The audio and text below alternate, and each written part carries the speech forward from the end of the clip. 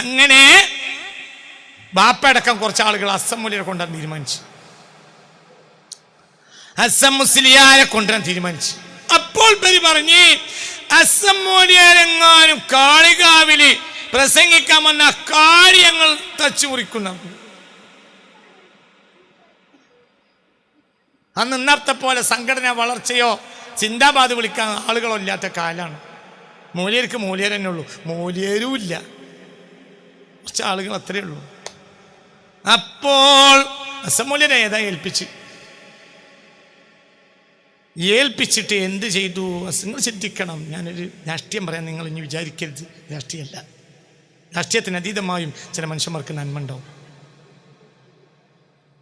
ഇവർ ബാപ്പയടക്കം കുറച്ച് ആളുകൾ അന്ന് കാളിയവന് വന്നാണ് മുള്ളമ്മടയ്ക്ക് പഞ്ഞനാണ് നല്ലതെന്ന് പറഞ്ഞ മാതിരി വേഗം സഖാവ് കുഞ്ഞാലിനെ പോയി കണ്ട് ബാപ്പടക്കം. ബാപ്പ മരിക്കണ വരെ ലീഗിൻ്റെ കുപ്പായം ബോധിപ്പിച്ചാണ് ബാപ്പനെ കൊണ്ടുപോയത്. നിങ്ങളാരും ചൂടാവൊന്നും വേണ്ട. ഓരോന്നിനും ഓരോ നാട്ടിൽ പറ്റിയതാണ്. പിന്നെ സുഞ്ഞാലിനെ കൂടിക്കൊണ്ട് ഇങ്ങനെ പ്രശ്നമുണ്ട്, നിങ്ങൾ ധൈര്യമായിട്ടുണ്ടെന്ന് വിളിക്കണം. ബാക്കി കാര്യം നമുക്ക് നോക്കാം. പരിപാടി തലേ തുടങ്ങുക അന്ന് കുഞ്ഞാലി ഇവരോട് പറഞ്ഞ് അങ്ങനെ പറ്റൂല, കാലടിച്ചു മുറിക്കും എന്ന് പറഞ്ഞിട്ടെങ്കിൽ ഒരു ആലിമിൻ്റെ കാലടിച്ചു മുറിക്കും. ആലിമിന് പറയണല്ലോ, ആലിമോട് കാര്യം പറയണ്ടേ. അങ്ങനെ കാലടിച്ചു മുറിക്കും എന്നാണെങ്കിൽ അത് നടക്കൂല. അങ്ങനെയുള്ളവരുണ്ടെങ്കിൽ ഒന്ന് കാണണമല്ലോ, മൂല്യന്മാരെ കാലടിച്ച് മുറിക്കണവർ. മൂല്യന്മാർക്ക് ഇവിടെ വയറു പറയണമല്ലോ, ദീനും നേരെയായി പറയണമല്ലോ. അതിനങ്ങനെ കാലടിച്ച് മുറിക്കുന്നവരുണ്ടെങ്കിൽ അതൊന്ന് കാണണമല്ലോ. നമുക്ക് മൂല്യ അഞ്ചച്ചവടിയിൽ ഇറക്കണം എന്ന് പറഞ്ഞു. വാപ്പടക്കമുള്ള ഒരു അഞ്ചച്ചവടി പോയി കാത്തുന്നു ഹസ്സൻ മൂല്യരെ. മഗ്‌രിബിനെ നേരത്തെ അഞ്ചച്ചവടിയിൽ ഇറക്കി മഗ്‌രിബ് നിസ്കരിച്ചു, പന്തം കൊളുത്തി വന്നു. എവിടേക്ക് പ്രസംഗിച്ചു. എനിക്ക് ചിലപ്പോൾ തോന്നാറുണ്ട് കുഞ്ഞാലിക്ക് അവരൊറ്റ അമൽ മതിയാവും.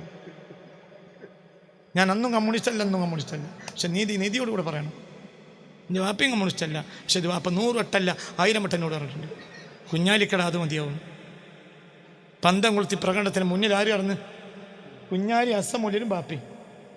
ആരാടാ മൂല്യരെ തല്ലാൾ വരുന്നത്? നേരം മുളുക്കുന്ന പ്രസംഗിച്ച് ആ പ്രസംഗം നടത്തില്ലെങ്കിൽ ഇന്ന് കാളികാവ് ആരെ കയ്യിലാ? ചേകനൂരിൻ്റെ കയ്യിലാണ്. ആരിമേങ്ങൾക്ക് ധൈര്യം കൊടുക്കേണ്ട ഉത്തരവാദിത്തം നിങ്ങൾക്ക്.